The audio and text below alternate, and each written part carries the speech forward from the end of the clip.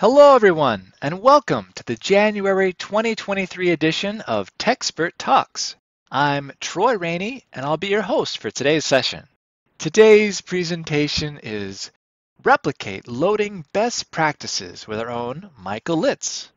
Michael, why don't you tell us a little bit about yourself? Hey Troy, sure, I'd love to. As a matter of fact, I just got a plaque for my 10th year of service with Qlik in support group. That's very cool. I started doing this basically when they came up with the Replicate product about 10 years ago. Okay, great. Today we're going to be talking about full load versus reload. We're going to be examining a lot of different options for setting up those kind of tasks. And Mike's going to go through a lot of configuration best practices. So Mike, let's start with a full load. What kind of details do we need to know about a full load task? Sure. The full load basically is the very first thing the task will do. So I'm going to do a brand new task, loading all tables. And this is going to be a full load with CDC or just the full load? It'll be a full load with CDC. You get to pick whether you want to do a full load and apply changes. And basically, once we do the full load for the first time the tasks run, anytime after that, you would be doing a reload. And we can either reload the entire task, which is all the tables, or we can reload a single table. Right. And then I need to put in my source database, which is SQL Server. All right, just dragging it over. I love that feature. Yes, me too. And then I'll drag over my target. And now I'll do table selection. And this is going to go out to my source, and it'll search my source for all my tables. In this case, I have about 16 tables. I'm going to select them all. 16, yeah. I'll save over here. Are there any other settings we need to do there with like schema or anything like that? Yes, actually, thanks for reminding me. I'm going to put a global rule in here because I want all of my tables to go into this schema. So I'm going to do a rename schema at the global level. That'll affect all the tables. Okay. And then I'll say finish. And I save it. Now when I go to do the run, I only have the option of starting processing. So I'm going to start processing. All right. And you can see that the task is started. I've completed 16 tables. They've loaded. So I want to bounce out to SQL Server. And there are the 16 tables. Since this task has priority in the title, how do we look at priority? I'm going to view my logs, and I like to download my logs. Okay. Yeah, what are you looking for when you go in here? Yeah, I'm looking for the load order, so I'm going to look at load finished. We can see the load finished for table number 1. Okay. And then if I go again, you'll see the next one is float test. I see the ID equals 2, so that's table 2. Yes, and the important thing to notice with this is we're loading in the tables in alphabetical order. All right, so since they're all set at equal priority, it just took them in alphabetical order. Right, and you can see that if we go back to the design mode and we look at my selection, there's customer, float, my cust, so it takes them in this order. Okay. So what we can do in the task is come into here and change my customer table, and I want to say that it's actually going to be the lowest priority. So this will be the last table loaded. Go back out to my last table loaded, and I'm going to set him to be the highest priority. You can see it's pretty granular when you're looking in here. It's kind of cool how you have 7 levels of priority there. Yeah, you know, most people will want to load their biggest tables first. Right, like if you had a 10-hour load on one table, that would get priority. That's pretty cool. Yeah, so now that I've got the priorities set, so I'll reload this. The significant thing we want to see here is when we view the logs this time. So now I'll do that same find of load finished, and we find next on that. And you'll notice now that the very first instance of a table loading was tcust. Right, that was the table you changed to have the highest priority. Yes, and then if we scroll down, yes, so that was my first one, and now he's my last one. So that's a quick demo of what the prioritization on table loads do. Michael, I noticed a warning sign in the log messages window about a lob. Could you take a look and tell us what that means? Okay, well, it does have a lob field, which stands for large object. And there are blob, binary large object, or clob, character large object. When you have a table with a lob and there is no primary key on the source, the task is going to drop that field automatically, because if there is no PK, it would have to do a scan of every record on the source to find the actual record that it needs to load from. I imagine that could slow things down a lot. Yeah, it would be non-tenable. So without that primary key, tables with large objects will just get skipped. Can you show us how to get around that limitation?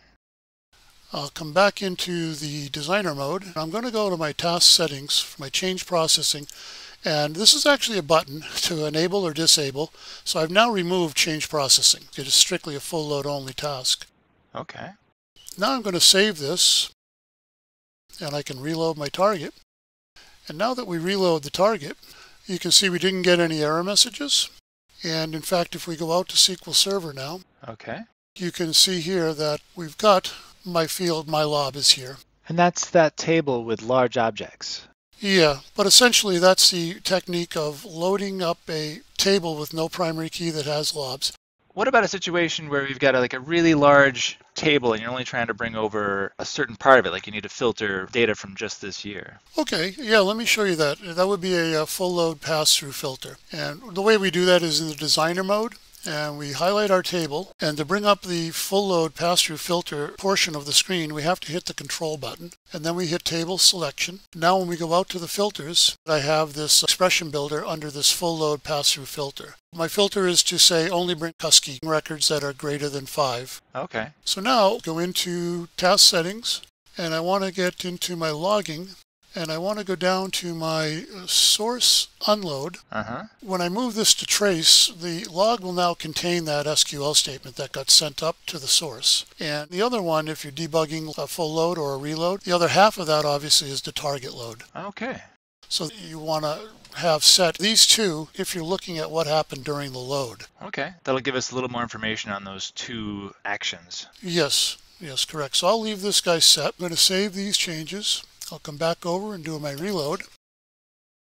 Okay, looks like that completed.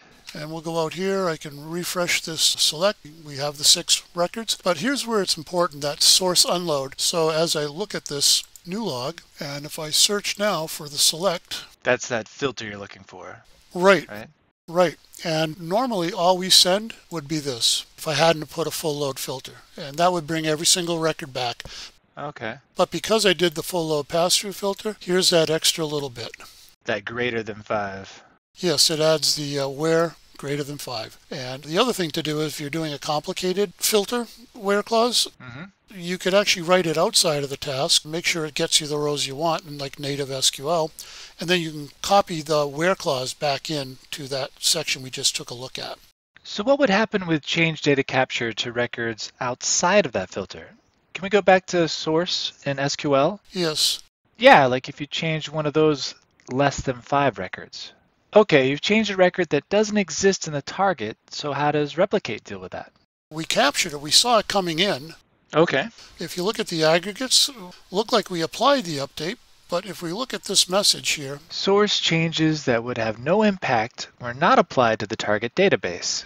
So what we can do is take a look in SQL Server, target side, and you notice that record Qlik 3 is not here. Yeah. So that actually is problematic because if you have millions of updates and one of them broke like that one did, and it would slow your task down a lot. So how can we use the filter but keep it from causing problems with CDC? If we go back into the task, designer mode, I'm going to stop this task because I'm going to have to make a configuration change. I want to highlight here. I'm going to hit the control button and I want to hit table settings. So I can still see Qlik is greater than 5. Okay. So what we want to do now is in a record selection condition, this happens during the CDC portion. So I want to put in here that the Qlik has got to be greater than 5. Okay, so that'll apply to CDC, the change data capture, so it's only going to look for changes greater than 5 now. Right, and if a change comes in on something less than 5, the task will just ignore it, and it won't error. Okay. Yes. Now we have the 2 places, and a big difference to notice here is this full load pass-through filter uses the source syntax, and on this record selection condition, we're actually filtering it at the task level. We have to use the internal representation of that field, which is the same name, but it has a $sign. Okay, and as I understand it, the record selection condition filter there, that's filtering on the replicate side. That's why you're using kind of replicate syntax. And the full load pass-through filter that you had to press control to get, that's filtering on the source side. So it's using the source syntax. That is correct. Absolutely. That's very, very well put, actually. Yes. Okay, that makes sense. Well, using that pass-through filter is great for limiting the number of tables a task needs to look at, and it helps knowing where those filters are actually applied. I'd like to move on to doing some inserts because I know a lot of customers want to be able to add a create date or an updated date in the database. Can you show us about that? Alrighty, and this is really cool because customers often want that. When was it inserted in the target? When was it updated in the target? So the way we do that is go into designer mode. Okay. I'll highlight the customer table. I'll do table settings.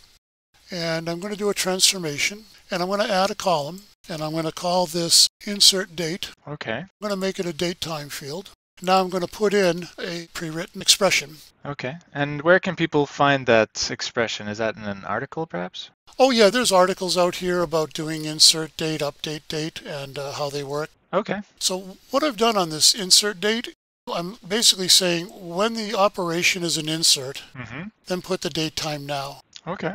So what I want to do is just get rid of this bit for a minute, just so we can see what happens here. Okay. Okay to that. And I'm going to now add another column, and this one I'm going to call update date. And I'm going to change him to be a date time.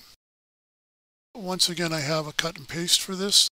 I'm going to do the same check of the ARH operation. If it's update, then I'm going to say date time now. Anytime the records update, so they'll constantly be getting updated. Okay, so the big difference there is an insert is a very specific operation where you're inserting something new into the record, and update is just any change. Is that the difference? That is correct, yes. Okay. And I'm going to save. I'm going to come back and do a reload of my target. And as I come out to SQL Server, so now what you can see out here is I have that insert date, and this is what the task put in while I was doing that reload. But the update date hasn't got anything because I haven't made any updates. Okay. So what I want to show you now, because I didn't put a condition in on the insert date to preserve that date, when I go to update, modify Troy to be Mike. Or Ike. Ike's good enough. Now we go back to our task, and in the monitor mode, we'll look at the change processing. We see we had an update. So let's go look at what happened out in SQL Server. And you'll notice that there's our record Ike that I did the change on. And you'll see the update date got in there. But what happened to my insert date? It went away. And the reason that happened was that insert date is not in the source. It's only in the target. So how can we preserve that insert date? Was that the bit that you removed? Yes, that is correct. It's a target lookup, which will preserve this date. So let me come over and I'll do that real quick in the task. So we're back to the transform screen.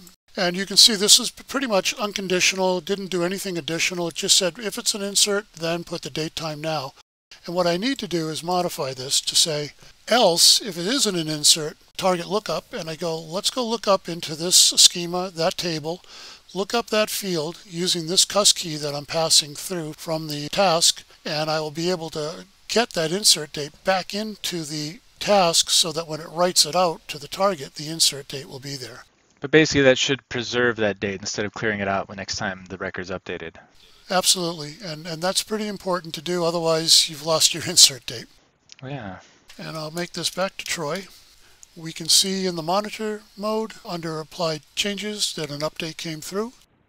Now when we look at the same column, we changed this to Troy, but that target lookup preserved the actual date of the insert. Great. And the update works. So that's the little trick with getting an insert date or an update date. And then even if it's in CDC and a new record gets inserted, that'll also show up as well. That's great. Now, Mike, I've heard about using parallel loading for large tables, but I don't know much about it. Would you explain how those work? Oh yeah, good question. When we do a load of a source table, we basically go sequentially. There's one thread making the load. If we go to the designer mode, and I go after my customer table, table settings, and we can come over to the parallel load. So I'm going to use data ranges. Okay. And I'm going to select my segment column. They need to be a key column. So I'm going to select cus key, and I'll say OK. And now I'm going to add a segment. And what I want to say here, the upper limit of the range. So I'm going to say load up to 3. Okay. And then I'll do another segment, and I'll say load up to 7. And I'll do another segment and say 9. What this will do when I say OK here, and you're going to see that there were actually 3 different subsections loading at the same time for this table. And then we'll need to take a look at the logs to see how that performs? Yes. So I'll reload this. And if we look at the full load, completed, table loaded up, all 9 rows got out there. When I look at this log file and I come down, see loading segments. Yes, that's the difference. With that parallel load, we start to load that table customer in segments. In this case, we have multiple segments of the customer table loading in parallel. You can get the table over there much quicker. Okay, so for like a really huge table, millions of rows, this is a good way to increase performance, to kind of load it in sections or segments all in parallel instead of doing it from top to bottom. Is that what you're saying? That's it. That's it in a nutshell. That's awesome. I know as an admin for Replicate, it's really nice to get notifications. Can we take a look at that and talk about some best ways to set those up? Oh yeah, no problem. Notifications are set at the server level. Okay.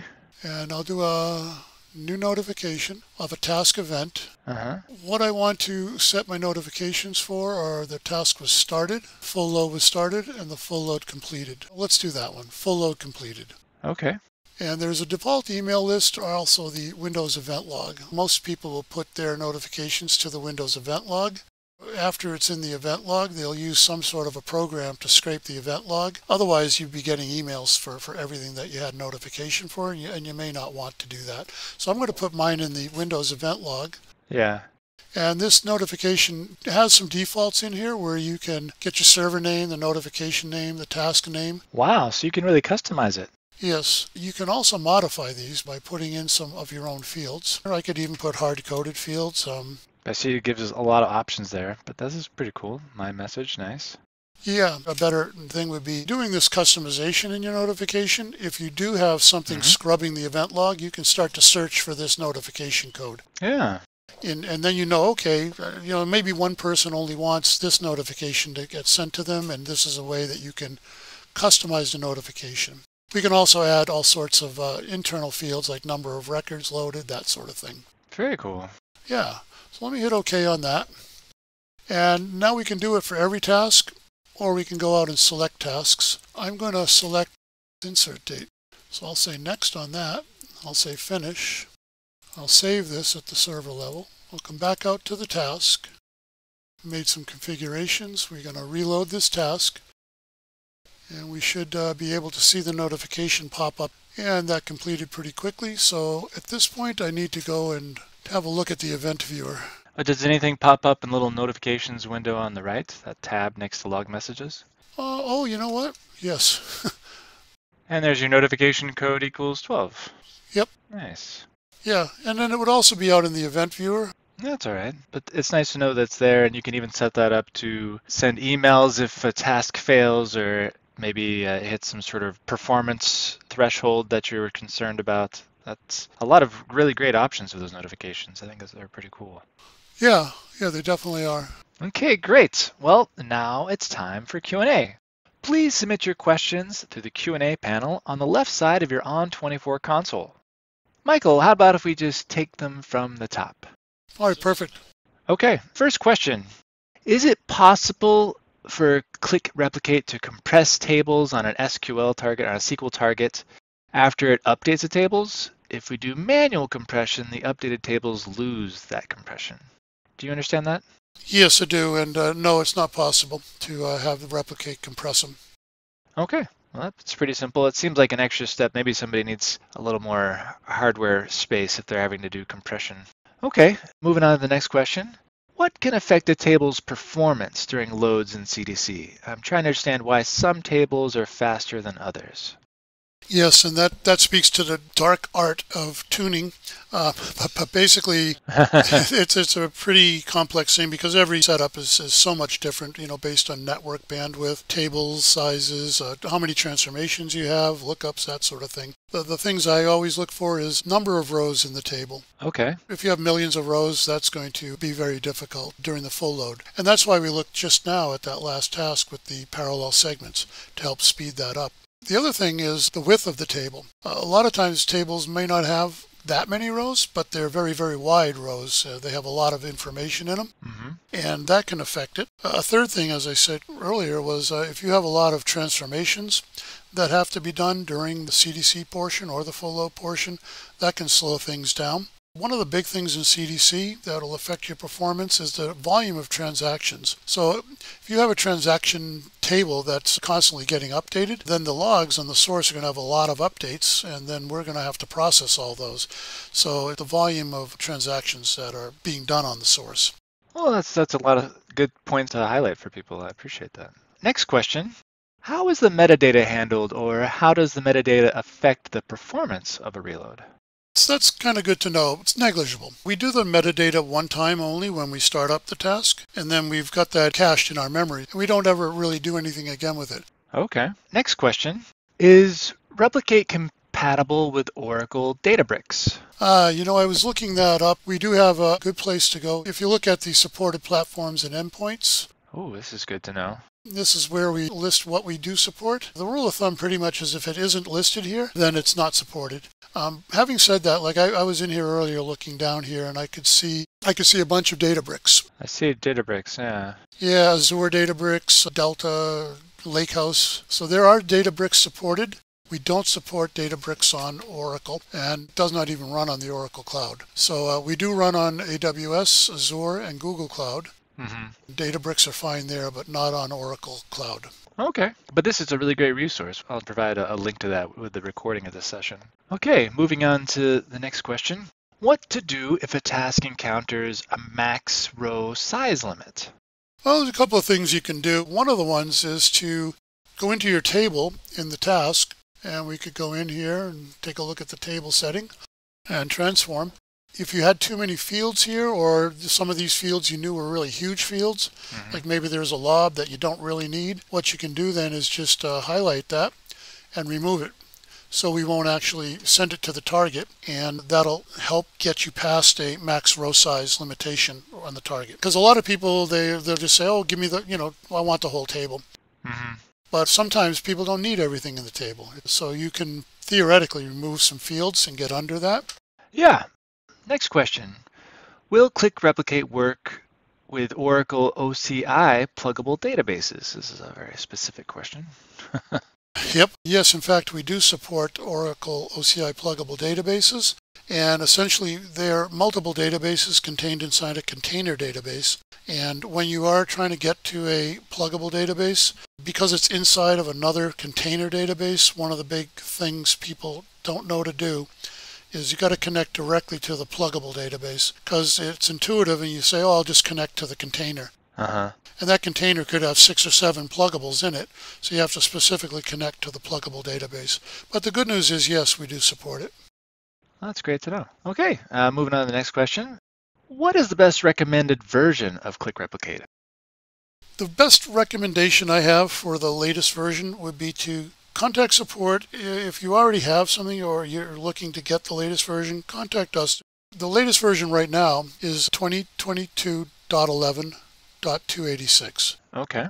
It's SP01. Great. The other thing is we have multiple versions that are valid at any one time. So if you're on 2022.5, you may not want to get 2022.11 because that's an upgrade in a sense. You're getting to a new, what's the word I'm looking for? Right, I understand. There's different iterations of each major release. Yeah, thank you. I just couldn't seem to say that right. No, I understand what you mean. There's a major release and different versions of each of those major releases. So 22.5 is a little bit more mature at this point than the initial release of 2022.11, I guess. That is correct. And in fact, that's why we already have an SP01 out there. Okay. But yes, and the other thing is if you're already on a version and you're going to do a minor upgrade, you typically don't have to do as much testing because it wasn't a major change. Okay. Next question. We're getting a lot of notifications. Is there a way to limit the kind of notifications that are sent to those indicating data integrity issues when a task fails? Yeah, there's 2 ways to do that, and one of them would be to set up email rules so that in your own email, like if you're getting email notifications, you can set up rules in there that will parse the email and move it to different folders or not. So we don't have any granularity inside of the task when you set up the notification, but you can do something as an email rule. Okay.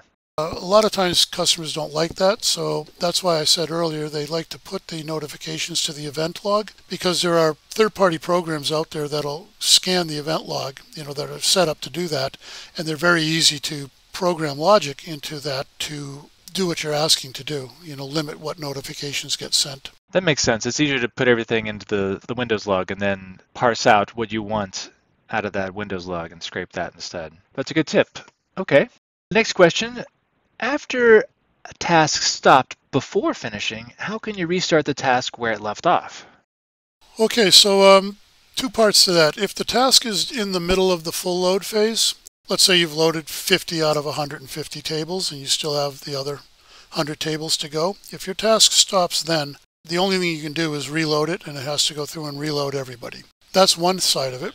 Okay. The good news is if you've gotten through your full load and you stopped your task during your CDC processing, then you can just come right back in and do a resume. And I can show that on screen. We've seen it. Didn't really talk about it. But that would just be to do the resume here. And in the middle of a CDC portion of the task, if it's stopped and you resume it, it'll pick up right where it was and start applying changes. Great.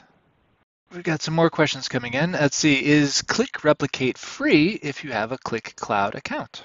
We have free demos available on the web. So, we can give you a demo to download and play with for free, but when it's time to really use it, you need to contact your account manager and get a license.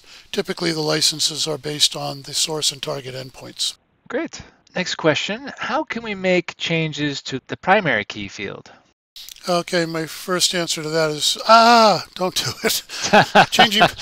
Changing primary key field, it's always a complicated issue. We do have a method to deal with it. So, for instance, if you're adding a segment to a PK, like you have a single segment PK, maybe it's ID, and then you're going to make a change on your source to have a second segment, another field, we do have a way to do that you won't even have to reload your task. You'd have to stop the task and then manually make the changes for your additional segment on the source, manually change the target to have that additional segment. You do an advanced run, and with the advanced run, you would do create missing tables. Oh, okay. Yes, and this will refresh the metadata, refresh the key, and the task will just do this all behind the scenes. No data will move. The task will stop when this run is done, and then you can resume your task. Great. And then the other one, which is probably a lot easier, is just do a reload of the table. That makes sense as well. Yeah, unless it's a 9 million row table, it takes 2 days. Then you... All right, so we're getting towards the end here. Next question is, how can we investigate latency in our tasks? Latency is extremely difficult to determine the root cause for. There's so many moving factors like network size, packets dropping, all sorts of things can happen. One of the things in support, we're always recommending get a professional services person to look at latency because they can take the time and they have the tools to really analyze all the moving pieces. I'd also like to let people know about a special Techspert Talks with our own Kelly Hobbs, focusing on just that subject that came out recently. It's called Troubleshooting Qlik Replicate Latency, and it looks at how that happens and how you can investigate it further. Yes, thanks for reminding me. I took a look at that. It's a very good video. Yeah, we can do a link to that as well. Next question is, which hardware attribute is more important for Qlik Replicate's server performance? More RAM, more processors, or faster processors? If you have to pick one, it's RAM. Yeah. The more memory you have, the more you can keep everything in memory. It prevents writing it out to disk into our sorter files or any other operations that take time. So RAM is the key, but all three are applicable. Once again, that's the dark art of fine-tuning your hardware. But for sure, everyone agrees, the more RAM you have, the better you are off. Good to know. All right. Last question. How can you adjust the number of segments that can be loaded in parallel to improve performance? And I think you kind of demoed that a bit. Yes, that was our final demo that we ran through by setting up and tweaking those segments to help you parallel load for the full load. Well, this has been really great, Michael. Thank you. Troy, I want to thank you very much for giving me the opportunity to demonstrate a couple of the tips and tricks related to full loads and limitations with full loads and techniques to get faster full loads, increase your performance by segmenting the load and or by doing pass-through filters on the source. And we have many articles in the community that relate to various topics in and around full loads and load techniques. So I encourage people to go there and search and find answers through the community. Okay, great. Thank you, everyone. We hope you enjoyed this session. And thank you to Mike for presenting. We appreciate getting experts like Mike to share with us. Here is our legal disclaimer. And thank you once again. Have a great rest of your day.